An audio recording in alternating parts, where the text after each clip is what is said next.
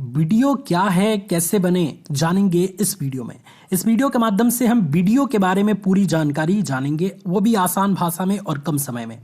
तो सबसे पहले हम जानेंगे कि वीडियो क्या है, वीडियो बनने के लिए योग्यता क्या होनी चाहिए, वीडियो बनने के लिए एज लिमिट कितनी होनी चाहिए, वीडियो बनने के लिए आपको कौन सा एग्जाम देना पड़ता है, वीडियो बनने के लिए जो एग्जाम आपको देना पड़ता है उसका एग्जाम पैटर्न क्या है, एक वीडियो ऑफिसर की सैलरी कितनी होती है। सो आइए फटाफट अंदाज में सबसे पहले हम जानते हैं कि वीडियो क्या है, कैसे बने। तो देखिए स्टूडेंट्स, वीडियो जो होता है वो एक ऑफिसर होता है और वीडियो का full form block development officer होता है, जिसको हिंदी में हम खंड विकास अधिकारी कहते हैं। आप सभी स्टूडेंट जानते हैं कि एक जिले में बहुत सारे ब्लॉक्स होते हैं और सभी ब्लॉक्स में जो है वो एक एक वीडियो नियुक्त किया जाता है। तो वीडियो का काम ये होता है कि उस ब्लॉक में जितने भी डेवलपमेंट के काम हैं वो सभी वीडियो के अंतर्गत होते हैं। एक वीडियो अपने क्षेत्र या अपने खंड या अपने ब्लॉक में विकास अधिकारी कहा जाता है। उसकी जिम्मेदारी ये होती है कि वो अपने क्षेत्र में विकास कार्यों पर कड़ी नजर रखे, सरकार द्वारा जारी किए गए विकास के हर एक काम को कराने की पूरी जिम्मेदारी वो अपने पास रखे और उसको अच्छे से कराए।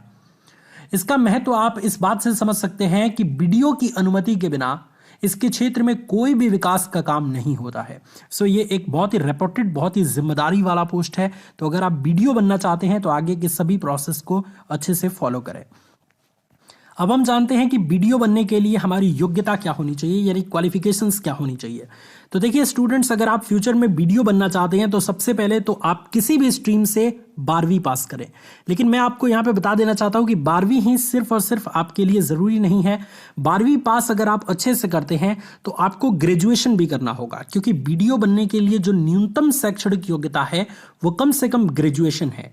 डिप्लोमा वाले वीडियो नहीं बन सकते, उसका फॉर्म भी नहीं भर सकते। ये पॉइंट आप याद रखेंगे, न कि 12th वाले भी नहीं भर सकते। आपको अगर वीडियो बनना है तो कम से कम आपको किसी भी मान्यता प्राप्त विश्वविद्यालय से किसी भी विषय से ग्रेजुएट होना पड़ेगा। चाहे आप बीबीए किए हों, बीसीए किए हों, बीए किए हों, बीकॉम किए हों या फिर बीटेक किए हों या मेडिकल फील्ड में कोई ग्रेजुएशन डिग्री कोर्स किए हों, आप आसानी से वीडियो के लिए अप्लाई कर सकते हैं, कम से कम ग्रेजुएट आप हैं तो। इसके अलावा ग्रेजुएशन डिग्री अनिवार्य है, बिना ग्रेजुएशन डिग्री के आप वीडियो ऑफिसर नहीं बन सकते। सो ये पॉइंट आपको याद रखना है, ठीक है। तो ये रही वीडियो बनने के लिए योग्यता। उम्मीद है आपको योग्यता अच्छे से समझ आई होगी। अब हम बात करते हैं कि वीडियो बनने के लिए आपकी एज लिमिट क्या होनी चाहिए, यानी उम्र सीमा क्या होनी चाहिए। तो देखिए आइडियली अगर मैं बात करूं तो वीडियो बनने के लिए आपकी जो एज लिमिट निर्धारित की गई है वो 21 वर्ष न्यूनतम, यानी मिनिमम एज लिमिट 21 वर्ष है और मैक्सिमम एज लिमिट 40 वर्ष है। लेकिन कुछ कैटेगरीज में एज रिलैक्सेशन का भी फायदा मिल जाता है, यानी एज में कुछ छूट भी मिल जाती है, उम्र में छूट मिलती है। जैसे ओबीसी स्टूडेंट्स को 3 साल की छूट मिलती है। तो ओबीसी स्टूडेंट्स के लिए मिनिमम एज लिमिट जो है वो 21 साल और मैक्सिमम एज लिमिट 43 साल हो जाती है। SC ST स्टूडेंट्स को 5 साल की छूट मिलती है। तो SC ST स्टूडेंट्स के लिए जो मिनिमम एज लिमिट है वो 21 साल और मैक्सिमम एज लिमिट 45 साल। PWD के लिए भी जो है वो 5 साल की छूट मिल जाती है। 5 साल नहीं, 10 साल की छूट मिलती है PWD स्टूडेंट्स को। तो उनके लिए जो मिनिमम एज लिमिट है वो 21 साल और मैक्सिमम एज लिमिट 55 साल हो जाती है। तो उम्मीद है स्टूडेंट्स कि आपको अच्छे से समझ आया होगा एज लिमिट के बारे में, ठीक है। अब हम नेक्स्ट की तरफ चलते हैं और एक एक करके सभी चीज को अच्छे से बताते हैं। देखिए वीडियो बनने के लिए एग्जाम पैटर्न क्या है, यानी कौन सा एग्जाम देना पड़ता है। तो देखिए हर स्टेट में स्टेट PSC एग्जाम कंडक्ट होती है।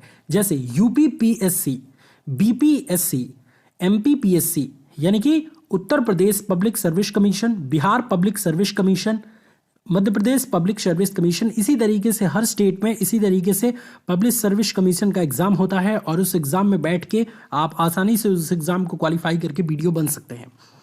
ये जो यूपी PSC या BPSC है, इसके लिए ज़रूरी नहीं है कि आप उसी स्टेट के होने चाहिए। जैसे अगर आप यूपी स्टेट के हैं तो आप BPSC का फॉर्म भर सकते हैं, इसमें कोई भी दिक्कत वाली बात नहीं है। या बिहार के हैं तो आप यूपी PSC फॉर्म भर सकते हैं।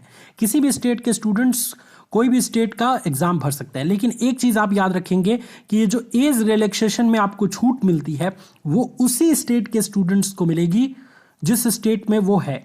जैसे आप उत्तर प्रदेश के निवासी हैं और यूपी PSC का फॉर्म भर रहे हैं तो सिर्फ उत्तर प्रदेश के निवासी के लिए ये एज रिलैक्सेशन की छूट आपको मिलेगी। ये पॉइंट आप याद रखेंगे। ओके, अब हम बात करते हैं कि जो एग्जाम होगा ये 3 स्टेज में होगा। सबसे पहला होगा आपका प्रीलिम्स का एग्जाम यानी प्रारंभिक परीक्षा, दूसरा मेंस एग्जाम यानी मुख्य परीक्षा, तीसरा इंटरव्यू। ये तीनों एग्जाम क्लियर करने के बाद ही आपका जो है वो सिलेक्शन वीडियो के तौर पे होता है। ठीक है, इतनी बातों में किसी को कोई दिक्कत? ये जो प्रीलिम्स एग्जाम है इसमें 2 एग्जाम होते हैं, पेपर 1 और पेपर 2। दोनों पेपर जो है वो 2 घंटे के होते हैं, ये पॉइंट आप याद रखेंगे। जो पहला पेपर होता है वो 150 उसमें प्रश्न पूछे जाते हैं और दूसरे पेपर में 100 प्रश्न पूछे जाते हैं। ठीक है, इतनी बात समझ आ गई। दूसरा पेपर सिर्फ और सिर्फ क्वालिफाइंग होता है, ये पॉइंट आप याद रखेंगे। अब आगे बढ़ते हैं मेंस एग्जाम के बारे में। तो मेंस एग्जाम सबसे इंपॉर्टेंट होता है और इसमें 8 पेपर कराए जाते हैं। ठीक है, मेंस एग्जाम में कितने पेपर कराए जाते हैं स्टूडेंट्स? 8 पेपर कराए जाते हैं, तो ये पॉइंट आप याद रखेंगे। ठीक है, और इसके बारे में डिटेल वीडियोस आपको जो है वो चैनल पे मिल जाएगी या फिर वेबसाइट का लिंक डिस्क्रिप्शन में मैं दे दूंगा जिसमें आपको पूरा डिटेल इसके सिलेबस के बारे में आपको मिल जाएगा। ठीक है, ये सबसे ज़्यादा इंपॉर्टेंट एग्जाम है क्योंकि इसी एग्जाम में प्राप्त किए गए मार्क्स आपकी मेरिट बनाते हैं। सो मेंस एग्जाम पर ज़्यादा फोकस आप करेंगे। ये दोनों एग्जाम क्वालिफाई करने के बाद आपको इंटरव्यू के लिए बुलाया जाता है। इंटरव्यू में 100 नंबर का लगभग प्रश्न पूछा जाता है और अगर आप इंटरव्यू क्लियर कर जाते हैं तो आप फाइनल सेलेक्ट हो जाते हैं। याद रखेंगे, अगर आप प्रीलिम्स और मेंस क्वालिफाई हैं, इंटरव्यू क्वालिफाई नहीं है, तो ओवरऑल आप क्वालिफाई नहीं माने जाएंगे। इसलिए तीनों एग्जाम्स में आपको बेहतर प्रदर्शन करना होगा। अब सबसे इंपॉर्टेंट चीज के बारे में बात करते हैं कि इतनी सारी चीजें सर आपने बताई, तो सैलरी भी जाहिर सी बात है कि काफी अच्छी खासी होगी और ये एक ऑफिशियल पोस्ट है, तो डेफिनेटली स्टूडेंट सैलरी इसकी काफी अच्छी होगी। तो अगर मैं बेसिक स्टार्टिंग सैलरी की बात करूं तो वो होती है 9300 यानी 9300 से 34,800 पर मंथ के बीच में, और जो कि 7वें वेतन आयोग के द्वारा जो है वो ये सैलरी निर्धारित की जाती है। और ग्रेड पे की बात करूं तो वो 4800 पर मंथ की होती है। लेकिन ये स्टूडेंट, ये एक स्टार्टिंग सैलरी है, ये